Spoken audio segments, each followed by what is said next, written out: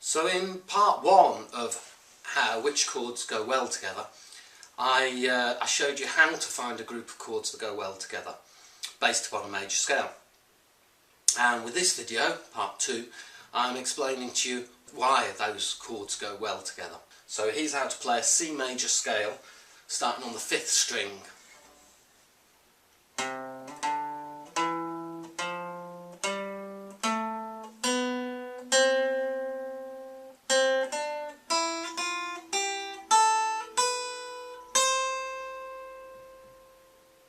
So that's it across 2 octaves, and as you can see from the diagram, that will show you where to put your fingers and how to play it, both in tab and as a box diagram, as I call them.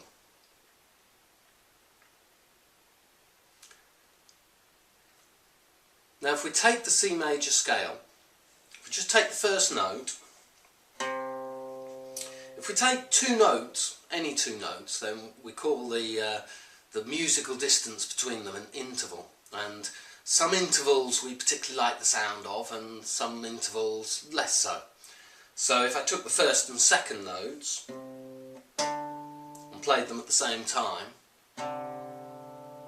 some people don't like that sound so much. However, if I take the first and third notes and play them at the same time, that tends to give a sound that we like a lot.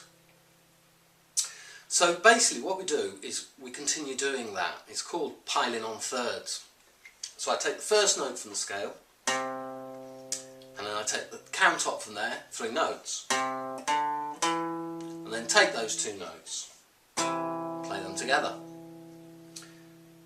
Then take that note and count up again 3 notes from there.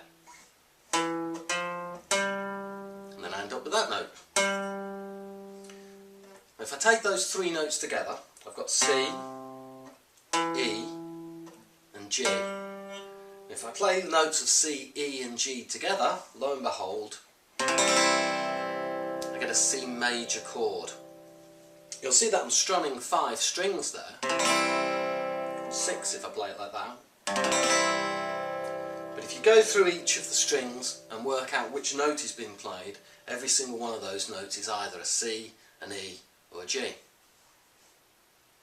So if I do the same again, but this time taking the second note of the scale. So remember, we're taking C major. I've chosen C major because it's the one scale that's got no sharps or flats.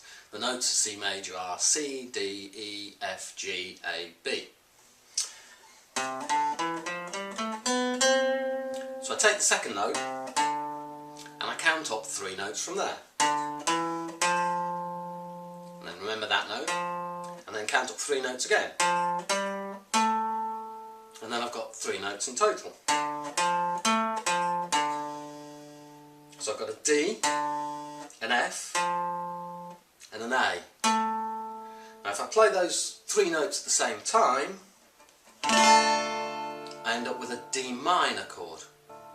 Just one more example. So I take the 3rd note of C major, starting on that and going up the notes of the C major scale, but starting on the E, count up 3 notes, 1, 2, 3. So I've got those 2 notes. Then do it again, 1, 2, 3. Take those 3 notes together, and we end up with the notes of an E minor chord. And once again, here's a diagram.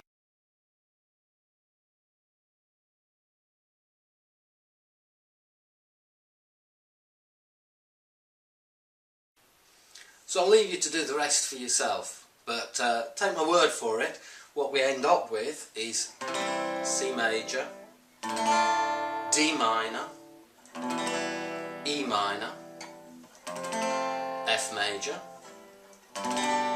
G major, A minor and B diminished.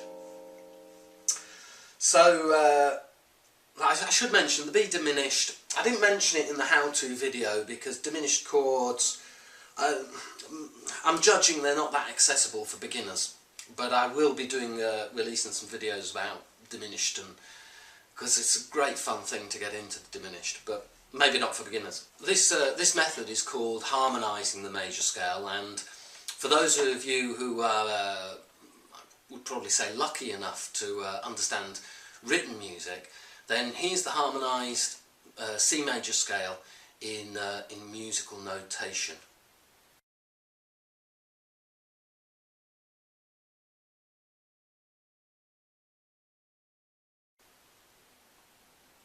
So what we've done there is we've taken a major scale, in this example C, and we've built up a group of chords, and each of those chords are only using notes from that single scale, in our example the C major scale. And that's the reason they sound good together. So I hope now you understand why, as well as being able to find them. Hope that's been useful. Cheers now.